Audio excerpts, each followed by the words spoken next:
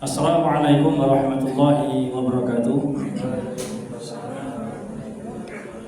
Alhamdulillahirabbil alamin wassalatu wassalamu ala nabiyyina Muhammadin wa ala alihi wa sahbihi ajma'in. Amma ba'd. Alhamdulillah, segala syukur senantiasa kita panjatkan kepada Allah Subhanahu wa taala yang sampai malam hari ini kita masih diberikan kenikmatan oleh Allah Subhanahu wa taala untuk bisa beribadah di bulan Ramadan ini, khususnya di 10 malam hari yang terakhir ini. Semoga Allah Subhanahu wa taala memudahkan kita semuanya untuk bisa memaksimalkan ibadah kita di sisa-sisa malam terakhir ini, dan semoga Allah taala menerima amal ibadah kita semuanya. Amin ya rabbal alamin. Baik sekalian rahimakumullah, sedikit mengingatkan ya, ini kita sudah memasuki hari-hari terakhir ya, hari terakhir ya, mungkin tinggal beberapa hari lagi ya. Kita hanya mengingatkan ya, ini sering kita ingatkan dari tahun ke tahun ya, semoga tidak lupa karena setahun sekali biasanya lupa. Jadi sekarang ini kita masih Ramadan atau sudah lebaran ibu? Betul apa dereng nih? Dereng ya? Jadi kita masih di bulan Ramadan ya. Jadi jangan sampai fokus kita ibadah di sisa-sisa akhir ini jangan sampai teralihkan dengan kesibukan kita menyambut lebaran. Apalagi sudah liburan ya. Anak cucu sudah pulang, sudah ngumpul ya. Ada yang ngajak jalan-jalan, ada yang ngajak beli baju baru ya, ngajak belanja di luas ya, apalagi beli sembako ya. Jadi hawanya itu sudah lebaran, padahal kita belum lebaran. Sehingga di sisa-sisa akhir seperti ini ya, mestinya ya, sebagaimana suri teladan kita Nabi Muhammad SAW ya, di malam akhirnya beliau mengincangkan ikat sarungnya. Maksudnya beliau menjauhi istri-istrinya dan fokus ibadah di bulan Ramadan sisa-sisa akhir ini ya. Dan beliau i'tikaf di mana? Di masjid. Tapi kalau kita sudah hari-hari seperti ini, i'tikafnya pindah kemana? Pindah ke luas. Kemana lagi? Alvin ya. Kalau nggak percaya, disurvei aja sekarang. Lebih ramai mana ya jamaah tarawih dengan pengunjung di mall? Kira-kira ramai putih. Padahal kita belum lebaran itu. Ini masih Ramadan ini. Jadi jangan sampai kita terlena. Maka kemarin kita ingatkan ya, yaitu kalau masih ada kesibukan pengen belanja itu sebaiknya diselesaikan sebelum 10 malam terakhir. Selesaikan semua, beli ini beli itu ya, sehingga di sisa-sisa Ramadan ini kita bisa fokus ibadah. Gitu demikian ya. Dan ada nasihat yang bagus dari Imam Al-Jauzi rahimahullah ya, beliau mengatakan bahwasanya kuda pacuan, ini juga sering kita ingatkan ya, kuda pacuan itu ya, yang lomba itu lah ya, pacuan kuda itu kalau sudah mendekati garis finish ya, itu dia akan mempercepat langkahnya. Tidak ada bu ya, lomba kuda ya, sampai garis finish malah layak-layak santai. Tidak ada bu. Coba lihat aja itu kuda pacuan. Ketika sudah melihat garis finish, dia semakin kenceng dia. Supaya supaya bisa menjadi pemenang. Maka kata Imam Al-Jauzi, jangan sampai kita kalah cerdas dengan kuda itu sebenarnya. Ya, kita sudah melihat garis finish ini akhir. Jangan sampai kita tambah loyo. Ya. Mestinya tambah semangat gaspol sudah. Ya. Apalagi sudah cuti lebaran, sudah libur, sudah i'tikaf aja di masjid. Habiskan waktu ibadah. Ya. Apalagi sudah dapat THR. Ya. Wis mikir apa teh gitu, wis ayem ya, wis sopan teh coba ya. Nikmat apa lagi ya. Ya sekarang fokus ibadah itu nih ya, ibadah. Apalagi ini setahun sekali loh sekalian. Ini juga perlu kita renungkan ya. Dan kita tidak tahu, bisa jadi Ramadan ini Ramadan yang terakhir bagi kita. Kita nggak ada yang tahu sekalian. Kalau tahun depan Ramadan itu pasti akan datang lagi, pasti ya Ramadannya. Masalahnya kitanya ini kita nggak tahu kan, apakah tahun depan kita bisa menjumpai lagi Ramadan tidak. Begitu banyak kita jumpai ya. Tahun kemarin kita ada sebagian teman kita masih tarawih bersama kita. Sekarang sudah tidak ada. Ini soft depan ini masih ada beberapa orang ini. Mungkin tahun depan cuma tinggal berapa?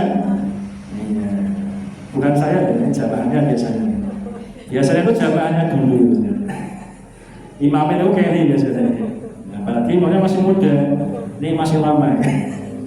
Ya tapi nggak tahu ya, tidak ada syarat ya meninggal harus keluar dulu ya. Kita semua sama, nggak ada aja. Baik, teman-teman, ini sedikit mengingatkan saja. Baik, malam ini sesuai dengan yang tertera di jadwal ya, tentang perbaiki bacaan Al-Quran kita. Ini juga sebagai pengingat saja. Kenapa kalau kita harus memperbaiki bacaan kita? Karena ini adalah perintah Allah Subhanahu wa Ta'ala, bukan perintah Pak Zakaria, bukan. Yaitu dalam surat Al-Muzammil ayat 4. Warattilil Qur'ana tartila. Itu lafadznya kata perintah itu. Bacalah Al-Quran dengan tartil, ini perintah ini sekalian. Perintah siapa ini? Allah Subhanahu wa Ta'ala. Kita disuruh baca Al-Quran dengan tartil. Nah, para ulama menjelaskan apa itu tartil. Para menjelaskan. Ini adalah perkataan yang disebutkan oleh sahabat Ali bin Abi Thalib radhiyallahu anhu. Yaitu apa maksudnya tartil ini? Tajwidul huruf wa ma'rifatul huruf. Mentajwidkan huruf-hurufnya, makhrajnya, sifat-sifatnya, dan ma'rifatul huruf, mengenal mengetahui tempat-tempat berhenti, waqaf-waqafnya itu, di mana kita harus waqaf, di mana nggak boleh waqaf. Ini makna dari tartil. Ya karena kita bacanya Al-Quran, maka nggak boleh kita nggak boleh sembarangan sekalian. Beda dengan baca Quran, beda. Al-Quran ada aturannya, nggak boleh ngasal, nggak boleh. Maka kita harus belajar. Makanya penting kita mengetahui tanda-tanda waqaf gitu. Penting. Cuman bahan terseleng buatan. Apalagi bahan ini masya Allah ini paling sergap nih. Kalau ikut taksin ahad itu ya, bapak-bapak, masya Allah. Rajin ya, masya Allah. Itu ada tanda waqaf kita ketahui. Kenapa? Karena kita orang ajar. Sebagian kita mungkin banyak yang tidak tahu makna dari sehingga kita harus mengetahui makna dari tanda-tanda waqaf yang tertera dalam Al-Quran. Misalnya min kecil, waqaf lazim, artinya wajib berhenti misalnya. Nanti ada lagi qaf lam ya, yaitu tahu Didi? Tersehirin kamu badan melatih Pak. Wah ini dia wingi apa lagi Pak Didi? Wingi ya apa lah juga sana ini. Ini kita selesaikan. Ayo. Qaflamnya itu boleh waqaf, boleh wasol, boleh berhenti, boleh disambung. Tapi lebih utama waqaf. Sebaiknya berhenti itu qaflamnya, tanda kecil itu ya qaflamnya. Kemudian ada lagi jim kecil. Jim itu artinya jaiz, artinya boleh. Berarti boleh waqaf, boleh wasol, silakan. Gitu. Kalau nafas kita pendek mau habis waqaf saja. Kemudian ada lagi shad lam ya. Ini tandanya apa maknanya? Boleh waqaf, boleh wasol. Tapi lebih utama wasol di babdaski. Tapi kalau waqaf boleh. Kemudian ada lagi lam alif. Lam alif itu waqaf mamnu itu artinya terlarang, tidak boleh berhenti di situ. Kecuali di akhir ayat, Kalau akhir ayat boleh, tidak ada masalah. Karena dulu Nabi SAW kalau baca Al-Quran itu ayatan, satu ayat berhenti, satu ayat berhenti. Jadi secara asal kalau ada tanda akhir ayat, ayat 1, ayat 2, pas akhir ayat boleh berhenti, tidak ada masalah. Meskipun di atasnya ada tanda waqaf lam alif, tidak ada masalah. Boleh. Tapi kalau di tengah-tengah ayat, nah ini sebaiknya jangan berhenti di bab taskin. Kenapa? Karena kalau berhenti situ ini bisa merubah makna atau maknanya menjadi tidak jelas. Maka dikasih tanda-tanda seperti itu. Nggak boleh kita titik koma itu ngawal, nggak boleh. Kenapa? Takutnya apa? Maknanya belum sempurna. Atau maknanya jadi rusak misalnya. Misalnya ya ayyuhalladzina amanu wa la taqrabus shalah. Ya ayyuhalladzina amanu la taqrabus shalah. Wahai orang beriman, janganlah apa? Kalian mendekati sholat. Ini kalau wakaf di sini namanya wakaf qabih, wakaf yang jelek, tidak boleh. Kenapa? Maknanya rusak, belum selesai ini kalimatnya. Sehingga kesannya apa? Loh, orang beriman kok nggak boleh sholat. Padahal ada lanjutannya, wa antum sukaro. Sedangkan kalian dalam keadaan mabuk. Jadi kalau sedang mabuk tidak boleh sholat. Ini ayat apa? Tentang tahapan turunnya apa? Pengharaman khamr. Itu kan bertahapnya, nggak langsung diharamkan mutlak. Pertamanya apa? Masih boleh. Allah yang menjelaskan apa? Ini ada manfaatnya, ada madorotnya. Tapi madorotnya lebih dosanya lebih besar. Kemudian setelah itu apa? Diharamkan hanya ketika sholat saja. Di luar sholat masih boleh, bertahap dulu kan. Tapi kalau sholat tidak boleh. La taqrabus sholat wa antum sukaro. Janganlah kamu mendekati sholat sedangkan kamu dalam keadaan mabuk. Kenapa? Khawatirnya yang diucapkan ini apa? Berbeda dengan yang mau apa? Yang ayatnya ini ya. Mau ucapkan ini ternyata apa? Yang namanya mabuk kan, ya sadar. Kemudian setelah itu baru apa? Diharapkan secara mutlak haram. Baik ketika sholat maupun juga sholat. Itu contoh saja. Atau misalnya fa'lam annahu la ilaha, misalnya ya, ada ayat ya, fa'lam annahu la ilah. Ketahuilah tidak ada ilah, tidak ada Tuhan. Maka wakaf di sini tidak boleh, bahaya. Masa nggak ada Tuhan kan? Ini berarti maknanya apa? Jadi ateis kita gitu. Nauzubillah. Mestinya apa? Kalau mau wakaf minimal sampai apa? Sampai selesai maknanya. Fa'lam annahu la ilaha illallah, sampai situ mestinya. Ketahuilah bahasanya apa?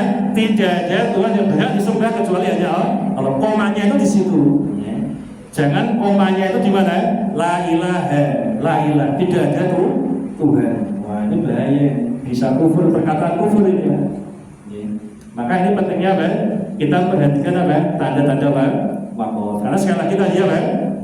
Makna dari tadilnya ini yaitu apa? Tajwidul huruf, mentajwidkan huruf-hurufnya, wa ma'rifatul wuquf, dan mengetahui tanda-tanda wakafnya, kapan berhenti dan seterusnya. Ini ya. Jadi ini adalah perintah Allah Subhanahu wa taala. Ya, semoga ini bisa memotivasi kita semuanya untuk semakin semangat, terus semangat belajar alhamdulillah di sini sudah ada kajian setiap hari pagi ya. Itu gratis, Pak. Gratis Pak ya? Gratis, Pak. Tidak mau. Mekare gelem teko apa mboten ya kadang gratis, Pak. Ya. Ustaznya sing teko, mboten jenengan kudu lunga. Ustaznya yang datang gratis. Ya, jenengan kantor apa? Duduk manis gitu. Ya, tinggal sekarang tinggal kita mau belajar tidak. Ya, maka mumpung kita masih sehat gitu, mumpung ada waktu dan mumpung ada yang ngajari, maka dimanfaatkan sebenarnya. Belum tentu sekalian, belum tentu nanti kita pas pengen belajar kita sudah sakit-sakitan tidak bisa belajar kita. Baru nyesel kita. Kenapa dulu waktu sehat apa? Saya nggak mau belajar tasir, sehingga saya sampai mau mati nggak bisa baca Quran. Baru nyesel. Atau kita sudah mau belajar, ustadznya sudah meninggal. Lo kan nggak tahu ya. Aku mau belajar, ustadznya segala orang ini yang sengaja dari sopo ini, bisa jadi ya. Iya, makanya sekali lagi apa?